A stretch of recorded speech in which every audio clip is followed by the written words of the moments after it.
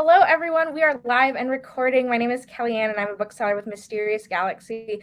I have the pleasure of introducing you tonight to our authors, who barely need my introduction. But tonight we're joined by Cat Rambo. They're joining us to celebrate their newest novel, You Sexy Thing, which came out yesterday.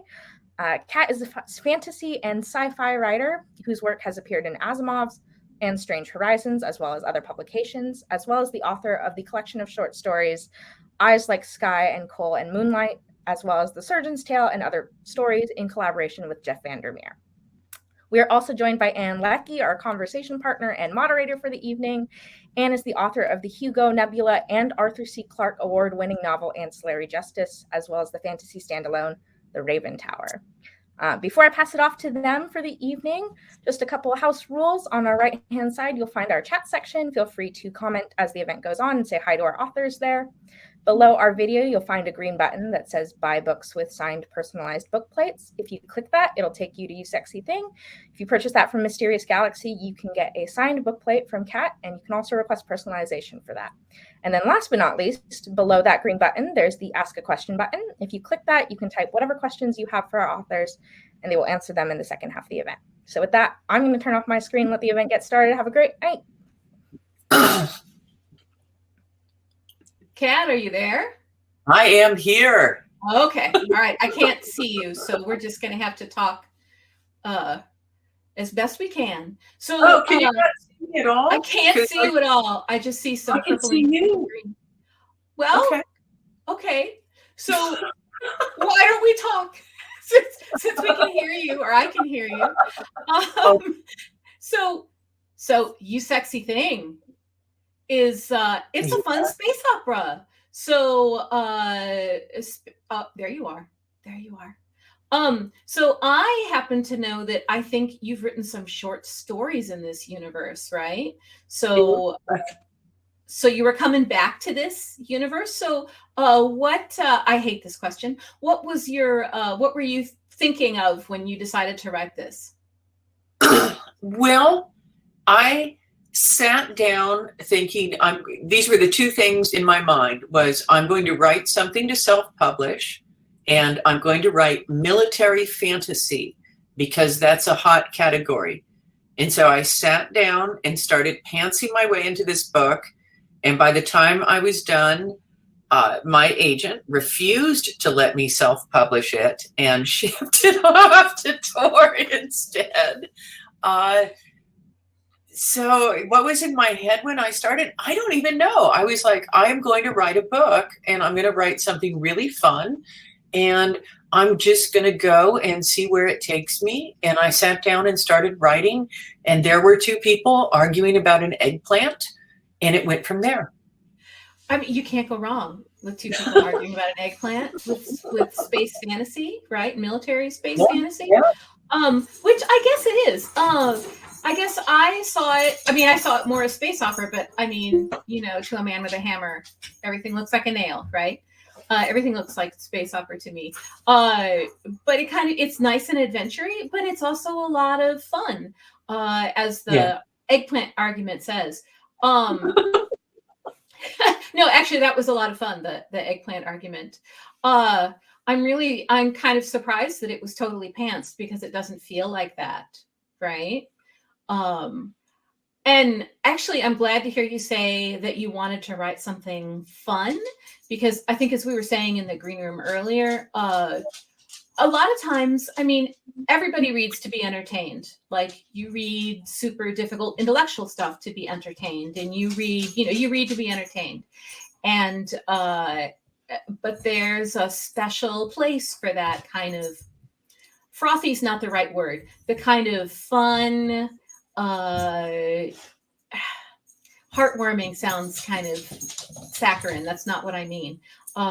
There's a special skill to that, and those books are very special. And I think a lot of us have found in the past 2 years just how important a lot of those fun books are. Oh God, yeah. I think a lot of us have been rereading those kind of fun books, and I do feel like You Sexy Thing, it fits in that category, right? Of a book that you could reread. Oh yeah. But it's the kind of thing that doesn't always get a lot of respect. Well, Actually, it's interesting you would say that, because one of the series that I went back to in the pandemic, and as I was editing this, was Bujold's Miles Borkeskin series, which it's about the fun, right? It's about people and it's about serious things. But it is about the adventure, the fun, and bullshit, and that is great space to be playing in. Yeah, it absolutely is. Or my big one, I think I read 5 times, the Murderbot books. Oh God, yes. Yes. Which are fabulous. Or on the more fantasy end, the Goblin Emperor and the new one of hers.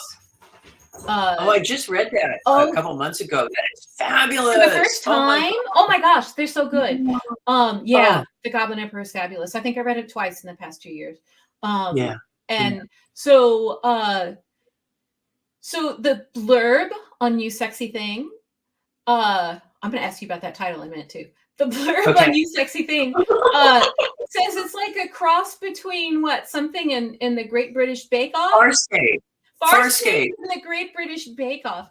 And I mean, I can see where they got that. Did you? I mean, you didn't sit down and say you were. I was not the one that came up with that. No, but I do love Farscape. I mean, I do absolutely adore Farscape. So absolutely. Well, and it's I guess the thing that's really similar is it's a big universe with lots of aliens, like lots of cool aliens and all kinds of different cultures. And they cook, which is awesome. I don't know how to explain to folks how fun this book is. I'm trying to get it across, So did you have to fight for that title? Yes. So that was originally the working title. And as you know, the title does ship that they steal and plays a significant part. And at first I was like, okay, it's a working title. And then I sold it and they were like, okay, of course we're not going to use this title. And I'm sure there's more people in this. So I'm telling the story again, guys. And I'm like, yeah, we can't use that. And they'd send me like lists of possible titles. And you're going to appreciate this. I would then send back my counters. And one of the ones I sent was Ancillary Restaurant. And they were like, no, Rambo, you're not taking this seriously. So they were all like that. I would spend like an hour just kind of coming up with shit like that. And they were like, what you're telling us is that you're not taking this seriously. And I'm like, no, I'm kind of waiting for you to give me the right title because I'll know it when I hear it. You know how it is, right? You'll know the right title. And then like one day they were just like, well, marketing says we're going to lean into it. And I was just like, okay, then. I still don't know what that means, but I got my way. I love the title. I think the title's a hoot. It's a really good title. Yeah. When I passed we were talking earlier and you were asking if I'd gotten a copy, a paper copy, because obviously I read it early. And I passed it on to a friend of mine and she said, oh my God, that's a great title. You have to be old enough to know the song, I guess. Yeah. And well, I mean, you could not know the song and still kind of follow the action, I think. But yeah. But yeah, Stephen, the title and the song might be connected in a little bit.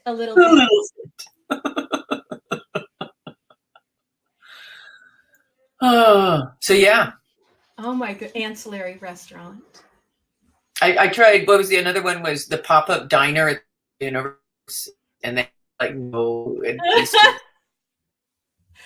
You Sexy Thing is really the title. That's the title. That was the best. Yeah. And it's the ship, right? And the ship was one of those characters that when I started writing it was just like it sort of kept stealing the scene over and over and over again. Yeah. Well, and you can't go wrong naming a, it's like Jane Eyre or Madame Bovary or, you can't go wrong. Daniel Dorada, Lassie. Yeah. Lassie? I don't know. Yes, Stephen, someone does have to believe in miracles. That is absolutely correct. Yep. Yeah. So are there like books after this? Oh yeah. Oh yeah. I turned in the second one. You'll appreciate that. I've done the thing where you actually turn in a second book after first book. So holy cow. Hard. And then I was like, okay, I'm going to spend November working on finishing up the fantasy series. And I meant to do that, but then one of the characters from the second book kind of appeared a few days ago and was like, hey, I got some stuff to tell you. So I've been working on the third book. And I would like it to be 10 books altogether. I have an arc. 10, wow. So are you being serious or facetious? Yeah, I am being serious. I do have a 10-book arc planned out, but that's impressive. Well, but you want to, like this book is going to be still satisfying, right? Yeah. You want it, and that's I think one of the interesting challenges about that is each book is still satisfying, but then by God, if you have stuck around till book 10, you're just going to get a hell of a payoff. I think that's only fair. Yeah. Yeah. So, oh gosh. So are you you're also working on on fantasy books? Is this the ones from before? The Tibet series. The Tibet series. Book 3 of the Tibet books, which is a quartet. So I have one more book there to deliver, which is where all I have to do is wrap everything up. So that's easy. That will come out sometime in 2022. Oh, good. Okay. I knew that you had been working on those, but I didn't know if you were finished. Yeah. Or not. Those are, so what's the title of the first ones for folks who maybe haven't? So the first. Okay. Those are harder. Those aren't quite as, they're good. They're really, really good. And you should read them. They're more literary, I think, than You Sexy Thing. They're a little bit more serious, a little bit more literary. They do have gladiators and unicorns and dragons and stuff. And the first book is Beasts of Tibet. If people are interested in Tibet books, what I would do is go read some of my stories on the Ceaseless Skies. Because I think almost everything I have there is set in that world. I have a whole bunch of stories, and that will give you some sense of the flavor. Mm-hmm. Yeah. That's a good idea. Yeah. Yeah. That's awesome.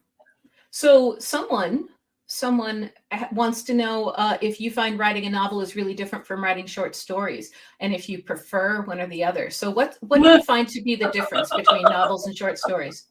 Well, I mean, a big one is you can sit down and finish a short story in one writing session, whereas, writing a novel, you're sort of constantly getting up and going, oh, only 67,000 more to go, or whatever. So that's a big one. But I think stories are, I think of a thing that Michael Swanwick said back into our Clarion West class that you were in and I was in and Stephen and Eugene and our audience were in, and you may or may not remember, he said, pick one antelope out of the herd, chase the whole family. And so that's what I feel like a story is about. You've got kind of like one thing you can sort of do in a story and you've got to focus on it. Whereas in a novel, you can kind of have a bunch of stuff going on, right? So it's bigger territory. Yeah, it is bigger, and you've got a lot more real estate to explore things that are kind of cool. Yeah. I know I am not, like you're talking about finishing a short story in one sitting. I have never done that, except maybe like my things that were 300 words long. But if you tell me to write a short story, it's going to be 12,000 words long. Yeah. And but partly because like you want to go off and digress. Like there's a cool world building thing, right? And you want to talk about it, but you can't really do that in a short story. And that's very challenging. No. But I know you've done a lot of really great short fiction work. Do you have a preference? Like if somebody said your career from now on is going to be, and you'll have enough money, you won't have enough money if you do short stories. There's no money in short fiction. Would you have a preference? Wow. That's a really good question. And honestly, before this book, I might have said short stories. Although I got to say to anybody in the audience who's thinking about making their living off short stories, no, that day has out of the passed. way. I would have said that before this book, but I love these characters so much that I want to keep going with them. I mean, this is the only time I've had characters that kind of popped into my head and were like, hey, I need to talk to you. That has never happened to me, and it is just weird, and I love them so much that I'm gonna, be with them as much as I can. Yeah. Oh, yeah. that's really awesome. Yeah. Yeah, it's interesting, isn't it? How much your subconscious does, like when you write, right? Even when you're doing a lot of things very consciously, and you still have to find ways to make your brain spit out, but it's so different when whatever it is in the back of your brain just kind of grabs you, right? And it was like, no, this is what you're writing.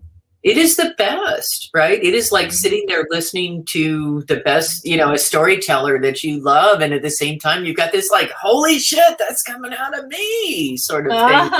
I love that. Yeah, it's great. Yeah. And that's why I was talking to this about this with somebody recently, where they were like, "Oh, the glamorous life of a novelist." And it's just like, no, it's not about the money. It's certainly not about the fame, right? Because this is an industry that lets you know how small you are over and over again. Yeah, like with Connie, right? Remember Connie Willis when she was teaching us, and she was just like, this industry is going to just, do that to you over and over again. Yeah, you don't do it for any of that. You do it because you love writing, and you love that feeling when the flow is coming and you're finding out things, and it's like, it's not a muse, right? It's not outside you, and it's like you're hitting some deep chord that you've never been able to talk to before. It's getting a chance to tell you wonderful things. Yeah, I always, when I talk to folks about it, talk in terms of you're trying to trick your subconscious into producing stuff. You're hacking into your own brain to get it to spit out things. Some people do like to think of it as an externalized muse. I don't find that useful. But you know what? Whatever is going to work. Whatever tricks you into spitting out stuff and putting it on paper. I think that the thing within me, I have objection to the muse for two reasons. And one is I think it's a way of abdicating responsibility for your writing, which I don't think is cool. And two, I think it is partially this is me hopping on a hobby horse, it's a class thing. And it's about the people who can afford to write, right? They can afford to kind of like, oh, the muse has not come to me. Let me go. The servants will fan me while I think about that. And I'm exaggerating. Or as opposed to the people who are just like, this is my job. I write. It's like, no, as Nora Roberts said, no truck driver comes down in the morning and goes, I've got truck driver's block. I can't drive. Yeah. I think there's also a sort of a related class thing, which is the idea of inborn talent. Oh, yeah. I get on my hobby horse, which is talent means nothing. Yeah. How hard you're willing to work and how hard you have to work to get the results you want are far more important. Yeah. And that's one of the places where I don't like the muse, because it implies that some people have it and some people don't. And I don't think you can say whether somebody has it or doesn't have it. The only test in the end is whether or not you've put the words down on the page. Even whether or not you sell it doesn't mean anything, because fashions come and go. It doesn't mean that you are or aren't a great writer.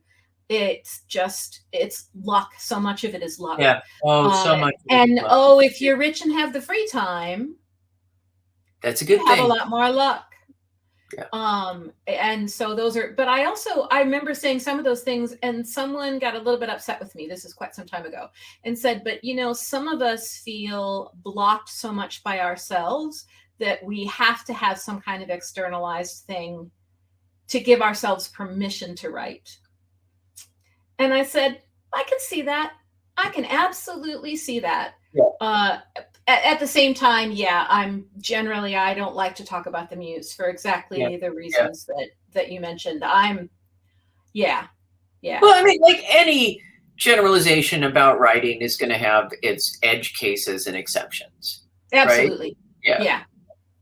Yeah. When someone gives you writing advice, what they're telling you is what works for them and not the only way to write. Yeah. Or they're avoiding writing themselves. I've never done that. I've never given writing advice to avoid writing. Ever. Adverbs. Never. Let me write a 500-word blog post about adverbs. About writing craft. Yeah. But whether or not it's all right to write in first person. Oh, Jesus. When I ran across that discussion, my head almost exploded. Speaking of which, you've written this in Omniscient. I did. I wrote this in Omniscient. I'm still not entirely sure what Omniscient is. Aren't you? Well, Omniscient's not in style. This was another thing we were talking about before. Yeah. I think a lot of times people, especially, I'm going to say young writers, and I don't mean people who are necessarily young folks, but people who are at the beginning of their writing seriously, right? And because Omniscient isn't in style, and I think what is in style right now is a close third person where what's called head hopping is frowned on. You don't switch points of view until the next scene, right? Yeah. And then you'll go and read a piece of really beautifully done Omniscient point of view and be like, but they're head hopping all over the place and it works and I don't understand it. And it's like, because it's not head hopping, it's Omniscient. Yeah. So you wrote this whole thing in Omniscient and you're not sure what Omniscient is? Well, and let me remind you, I wrote it in Omniscient partially due to a challenge when somebody was teaching for me and said she would like to see a space opera in Omniscient point of view. Well, and it was also partially because I had done a story a while back, and so I'm gonna file off any identifying marks because I'm responding to a review. And the review accused me of head hopping in the last part. And it was because the character to whom the point of view had been attached died. So if I wanted to have that coda at the end, of course, I couldn't be like, and then his ghost hovered over the scene. And so, like, what the fuck, right?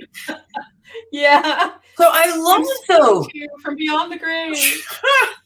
So I love Omniscient point of view because you can do all this kind of snide, funny stuff where people are thinking things and reacting to things. It's fabulous. It's really fabulous. Yeah. Or something like Jonathan Strange and Mr. Norrell, where the narrator is being snarky. Oh God. Right. Yeah. It's the best thing. It's the best thing. Yeah. And it's out of style, which is sad. And I've seen conversations where people talk about how difficult it is to do. And the only reason it's difficult is because mostly we don't read it anymore, because mostly people aren't writing in it anymore. So I am super glad to see it come back around. I'll bring it back. I may or may not have been the person teaching that class who said that thing. That's right. Actually, I have yet to do a novel in Omniscient. Well, I guess that's got to be my next one. I just read The Raven Tower. I'd like to see an epic fantasy in Omniscient point of view. Your turn. Well, I guess I'll just have to. Oh gosh. I read The Raven Tower. I think I told you I read The Raven Tower. Oh, and I was like, how's she gonna pull this off? And you did. And even I love you so much, but you are a horrible person to have been a classmate with Clarion West with, because you just, I bitch about this to people every once in a while. I'm like, I love Leckie, but she just, she won the Hugo and the Nebula. It was like the fucking Triple Crown. That year, I really, that whole year, I was pretty sure that I was going to wake up in the hospital and they were going to be like, Anne, you've been in a coma for several months. I thought you could say And everything that you think has happened was just a dream you were dreaming while we were sitting at your bedside, hoping you would come back to us. I could see that. I could totally see that. Just like, yeah, this is me daydreaming. I'm asleep in math class in high school. And Yep, exactly. Yeah. I'm No, still not quite sure any of that happened. To anyone who has not read The Raven Tower or the ancillary books, you should just go read them all immediately because they're just freaking awesome. And I want to remind you of this, Anne. One day when we were at Clarion West, I came down in the morning. You know this story. You don't like me telling this story because it's true. And you and somebody that was in the audience right now, so I now get to tell it in front of Stephen, who was there too. And I don't remember who the third person. And you guys were sitting around and you were bitching and you were like, everybody's going to remember. And then you mentioned the name of a classmate who is now at SCORE. And then you mentioned the name of another classmate. Undeservedly so. Undeservedly so. That classmate should. Still. And then you mentioned Swirsky. And yes, you were right about Swirsky. Absolutely. Darn straight. But I said to you, I'm going to see people cosplaying Ratchi at some point. And I was right. You were right. You were right. I did have folks cosplaying from the books. It was true. It was the most amazing thing I have ever seen. I still treasure it to this day. It was wonderful. Huh. See, better we. I knew I. God, we had an amazing class, though. We had an incredible class. It was really good. Just a great bunch of folks. And we were lucky. We had people. We Octavia Butler. We were the last class that Octavia taught. So we had Octavia, we had Timmy DuChamp, Connie Willis, Andy Duncan, Gordon Van Gelder, and Michael Swanwick. And I always think of Gordon. Do you remember Gordon would come over and he wouldn't be in the room with us, but he'd kind of like sit in the room near us, and it was like a cat, right? And he'd be sitting there going through slush, and we'd be all watching Firefly, and it was like, he'd be like, just a couch way away. Oh man. Yeah, and actually I was teaching. That's right. 2 years ago. I taught. And I remember saying, and I realize now, I mean, I knew at the time how much energy Michael Swanwick put into it. He read every single story we produced over that 6 weeks and commented on every single one. Oh, yeah. And when I went in, I was week 6 for the class. And I was like, holy cow. I already knew that was a huge thing, but wow, what a huge thing. We were incredibly lucky. And luck is so much of it. Luck is so much of it. This is one of those things where if what you're really, I mean, everybody relies on outside validation. You need that. You need somebody out there saying, I believe in you, you're doing good. But if you need lots of that all the time, you're going to have a rough time as a writer because almost all the validation you get is delayed or it's got to come from yourself. It's really tough. It's really tough. Yeah. And what's, the joke, the difference between a science fiction writer and a large pizza. Well, I haven't heard this one. The pizza can feed a family of 4. I'm sorry. You haven't heard that before? I've never heard that. Someone has asked a question. That's pretty awesome. Someone's asked, routines or rituals. Routines or rituals. So do you have routines or rituals? I do. This is one of the things I do is I defend my mornings fiercely. I get up, I drink my coffee. I try not to look at social media on writing days, right? I try not to look at social media or the internet or email or anything till I've got my word count in.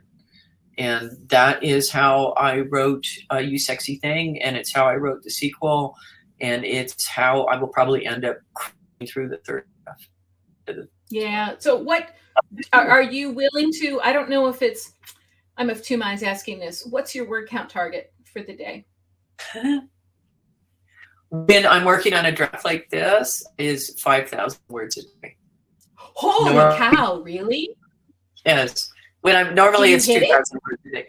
When I'm crunching, right? When I'm just like, I am going to pound out the draft this month on weekdays, I get 5,000 words a day. But I have to avoid the internet. I cannot touch email. I can't open Pokemon on my phone. I can't, you can't do all the little things that you derail yourself with. And so I do like 30 minutes of just kind of solid head down writing and possibly dictating if it's going real fast. And when I'm writing like that, I'm moving back and forth between modes. And one is where I'm writing the book. And then when I'm kind of faltering, then I start describing it.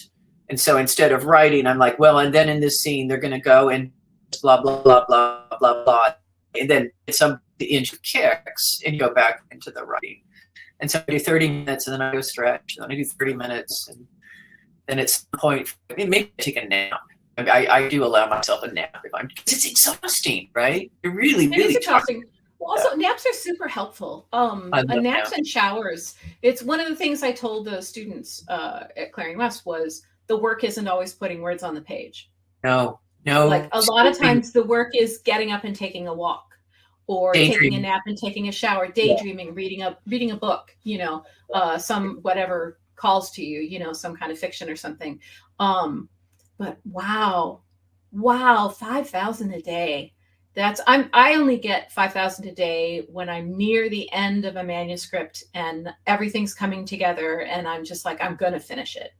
Well, see, and that's what the difference is between these books and the Tibet books. Because the Tibet books are written at a much slower kind of leisurely pace where I'm kind of like, oh, and I'll write this scene because it appeals to me. And I'll write this scene because it appeals to me. And then I'm forced, I've got a draft where I'm like, oh God, what the fuck is this? With these, I write them in consecutive order and I, pound through them and I can keep it all in my head in a way that I don't with the Tibet books. And it's really nice when I get to the point where I am editing that draft because it's actually pretty clean. Yeah, that's so. Did you ever do NaNoWriMo? That's what gave me the inspiration. Yeah, I always do NaNoWriMo at least to cheer on friends and stuff too. So yeah, I love Nano. Because I'll aim for at least 1,500, 2,000 a day. Yeah. But that number partly comes from the habit of having done NaNoWriMo the first few times, where you need to do 1,667 words a day to get your 50,000. You got to do that. You got to get front load. I have found in the first part of the month, or else Thanksgiving week comes along and you're just totally derailed, and so you got to get for them, or else you're just lost. Yeah. Mm-hmm. Do you use Scrivener? Yes, I love Scrivener. Yeah, Scrivener and Macintosh Dictate. I used to use Dragon Dictate, but the Mac native functionality is now good enough that it works just fine. So do you find, I've never tried to dictate fiction, and I don't know if I could speak it aloud. Do you find you had to practice to get the skill to do that, to get your brain to do that? You do find yourself, when you've been doing it a lot, then you'll be talking and you'll have the urge to say period or exclamation point. But I dictate text a lot on my phone. So I use that. So yeah, it's to me, it's fairly natural. And I only do it when I'm at the point where the flow is coming faster than I can type. And so that's when I'll do it. Okay. All right. Because that's interesting when you said that, because I have never done that. But I'm also, like I said, I'm usually getting 1,500 words a day. Just totally respectable, right? Respectable, right? I mean, that's a solid number. Although I have never written out of order. I'm not sure. How can you write out of order? I know people do it. People who I love and whose work is fabulous and who I respect will do things like outline very carefully every scene, or write out of order. And I can't even see how you can do that. How can you write out of order? Well, you write the scenes that you're like, oh, I'm going to write this scene. I have a story that came out this year in Beneath Ceaseless Skies, a novelette, and it was written that way. And one of the things that was difficult about the rewrite was I had to figure out the order that everything fell in. And so with those, that's the thing that you have to be careful of, is, you know, how like sometimes in a scene there's like various bits and they end up shaping the next scene. That's why I can't write out of order. When you're writing out of order, that totally fucks you over and over and over again. And that's why outlines and writing consecutively are much nicer. Yep. Yeah. Because I feel like unless I have the feel of the preceding scene, I don't know how the feel of the next scene is supposed to be. And so it's always been a mystery to me how, I mean, I totally understand, like, oh, I really want to write where the exploding bananas march through the space station, right? Because that'll be really cool. So much fun. See, this is me in short notice improv. It's never been my career. But like, how do you write it when you don't already know what happened in the previous 5 minutes? And that's always been super impressive to me. Yeah. And then you look at it and you go, well, what had to have happened in the previous 5 minutes? And then you can write that. But yeah. But it is, you know, as Stephen says, you're resigned to a whole lot of rewriting. You are. It's much more of a pain. I don't like it. I don't advise it to anybody. But it is how I think it's partially a getting started thing, right? Mm-hmm. You're like, okay, I'm in the coffee shop. I'm going to just write my protagonist in a coffee shop doing coffee shop things and then see where that takes me. And then suddenly you have a novel full of coffee shops for some reason. Yeah, and I have to admit, for someone who, and I remember this stage when I was writing, when I wanted to write and I didn't know how to start. And now looking back, I'm like, you just start. Yeah. But that sounds so glib, and it wouldn't have helped me. I mean, it's the answer, but it wouldn't have helped me. And so, you know, anybody else who's there, go ahead and write whatever part appeals to you. Do not wait for the perfect beginning, because you need to just start. Later on, you can refine and you can be precious about how the process works, but you just got to get started. Yeah. I do think Coffee Shops of Tibet should be your next. I guess. Book 5. It's a whole thing, right? Isn't there like a whole fanfic thing where you're like, you know, Star Trek, but they work in a coffee shop? It's a whole thing. There should be. Oh, there my is. God. Okay. There's totally a whole thing. Oh, you just sent me down hours of reading, which I can't afford to do. Why have you done this to me? I'm going to be looking. Go look for Coffee Shop AU. Coffee Shop AU. It's a total thing. Yep. Have you read fanfic for a grimdark universe? No. I just read recently with the author. It is a short story, and I forget the author. Someone here is going to know it, but it's called Fanfiction for a Grimdark Universe. It is freaking adorable. Just Google on that. Okay. It's awesome. You will love that story. I seriously, if you like fanfic, anybody that loves fanfic will just adore that. Sorry, I don't remember the author's name. I should, because I was reading with her, and it's abominable of me not to. Have to check that out. Yeah. Well, that's, you know, I was interviewing Bill Gibson a while back, and I said, if you were, I trotted out one of the questions that I think is a great question, which is if you were going to write fanfic, whose universe would you write it in? And like I'd asked China Mieville this, and he was like, "Oh, Buffy, right?" And it's like, "Oh, what would Bill Gibson?" And he got this kind of like, "Oh, I'm not sure." And I was like, "Jesus, dude, just admit it. We're all writing fanfic to some extent, right?" To some extent, we are, yeah. I mean, especially in genre, right? Yeah. Where we definitely, by and large, we wear our influences and our predecessors, our relationship to our predecessors on our sleeves. Oh, yeah. Very deliberately. Yeah. We like that, right? We like the we like the kind of Easter eggs and be like, oh, that's or oh, that's a call out to so and so, or all the little hat tips, the little yeah. There it is, Vanessa. That's one of the by Vanessa Fogg. Okay, fan fiction for a Grimdark Universe by Vanessa Fogg. Okay, I have to check that. It'll make you cry.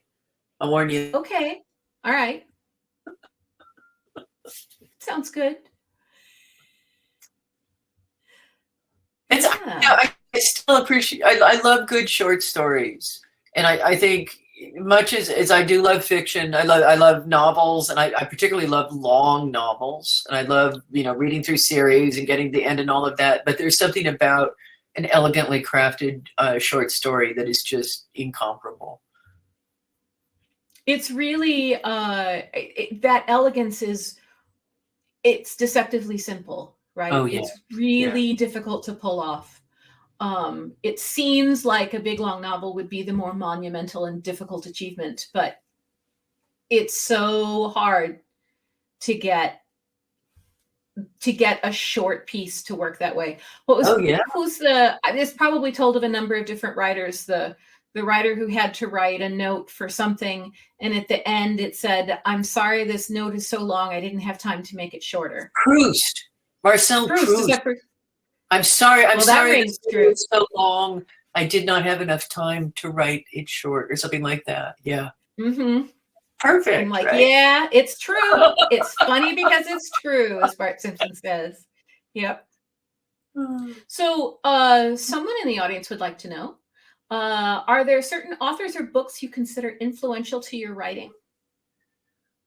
Absolutely, and particularly with this book, I'm looking at Bujold. I'm looking at a certain Leckie. I'm looking at the Skylark of Space, if you remember that, by E.E. Oh, yeah.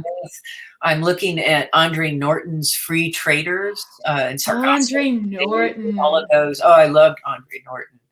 And I'm looking at I'm certainly at C.J. Cherryh. Love C.J. Cherryh, right? I just went back to the Charmer books recently and reread them for, I think it must have been the 5th time, because they're just phenomenal. I can't write those. She's so love good. them. Oh, she kills me. Cherryh's amazing. Yeah. And Norton's one who I think has had a tremendous influence on writers, particularly, I think, in our generation. But doesn't get talked about quite so much because many of us read her when we were quite young. Yeah. And I know she's in the Science Fiction Hall of Fame, yada yada, but her name doesn't come up as much as I feel like maybe it should when people talk about the great figures of the past.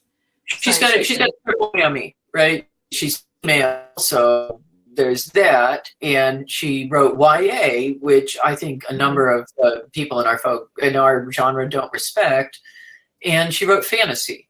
And I have noticed in our genre there's a certain attitude toward fantasy. Yeah. Oh, it's easy. They just throw magic around.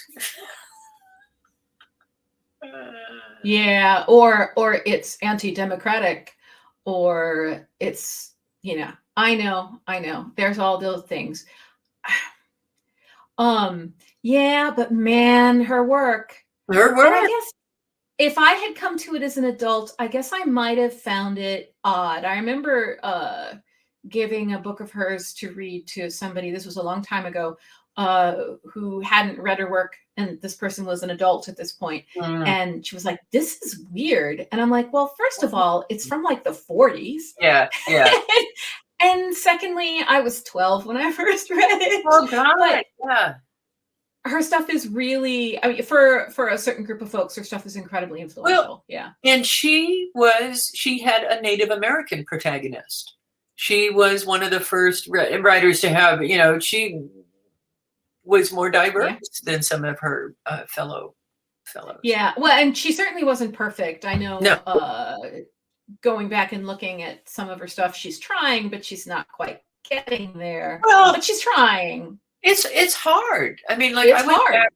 I went back and looked at stories I wrote a decade and a half ago, and like a couple of them, I'm like, boy, I would handle the gender stuff in that totally different nowadays. Oh, you're telling me. Yeah.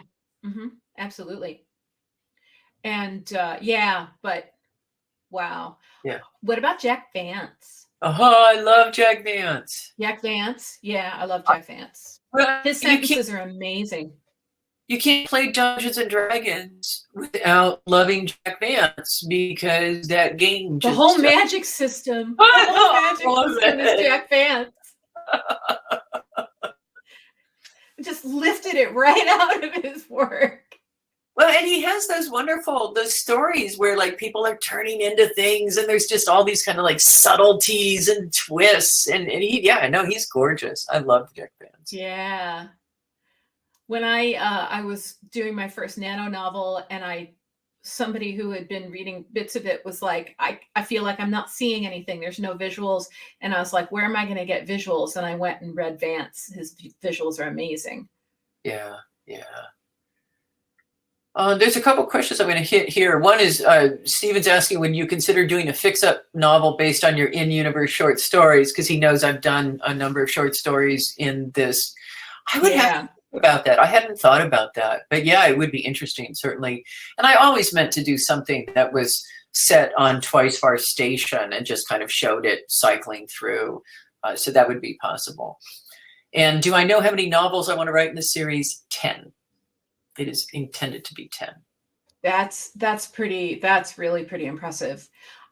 Yeah. 3 was hard. I think 3 is what I've done, right? And that was the longest thing I've ever written in my life. And it was huge. 10 be staggering. But I mean, so CJ Cherry's foreigner books, what's she at now? 27? Jesus, I think so. I think it's like 25 or 27. It's something. Yeah. It's something ridiculous.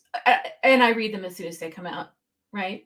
Or Patrick O'Brien. How many of those? I think there's 24 of those. And nowadays we do love binge read, right? Binge reading is I mean, I love it when I find a new writer that has a whole bunch of stuff ready, because I slam through it. Just boom, boom, boom. Especially when you love the universe and you love the characters, you just want to keep spending time with them. Yeah. It's really fabulous. Yeah, the CJ Cherry stuff, everything she's written is amazing. But the Chonner stuff, that's got a special place in my heart. Giant cat aliens. How can you not love that? I like the methane breathers. Oh, the methane breathers. Well, and the way they communicate, and like the kind of tesseracts or grid of work. Yeah. Such good stuff. Well, and Joe Clayton is another writer who's done a lot of space opera stuff, and she's got that. I haven't read Joe Clayton. You would like her, that whole Diadem from Space series. You would like that. Oh, I totally have to read her then. Oh, yes. Yeah, she's really good too. Again, there's like, I think a whole bunch of those. Oh, I'll have to put that on my list. They were, when I was a teen, you had to kind of go to the used bookstore to make your money stretch. And so she went ahead a lot of stuff there. Yeah, that in the library, which is where I found Andre Norton, right? Yeah. Man, the used bookstore. Everything's ebooks now. I was thinking about how hard it was when I was a kid, when I would have the big long list of all the things that an author I liked had written and was looking for them, and it was really difficult to find. And now it's like, I go to Kobo.com. Oh, look, there it is. Look at all of it. Yeah. I love Louisa May Alcott, who, wrote just like a huge body of work, some of it like quite sensational. And you can go on Project Gutenberg and find it all now, which is just awesome, right? Yep, all for free. All the obscure stuff that maybe they didn't even have in the library. Yeah. This is in many ways just such a golden age for writing, for reading. Absolutely. Well, and I think, I've run across folks who are like, oh, these kids texting all the time and they don't learn how to spell. Kids texting all the time, they're writing all the time. That's right. That's right. And that's how you get good at it, right? Yeah. I think in the next 10, 20 years, we're going to see some incredible younger writers coming up. I mean, we already are beginning to. Oh yeah. And it's going to be just a huge boom. So interesting. Oh, sorry. Go ahead. No, I was just noticing to wrap up for the evening, which means we must be running short of time. Where can folks find you online and keep up with your writing news? People can find me at catrambo.com, and I'm certainly on Twitter quite a bit. And I have a newsletter, which I periodically tweet the link to sign up for that. I have a Patreon if you're interested in joining my Discord server and finding out more about the writing school that I run, which Ann was the very first person that I brought in from outside to come teach a class. Oh, was I? I didn't know that. Yeah, it was you, I think. It was you and then after you. Yeah. Because I was like, Leckie's a huge success. How can I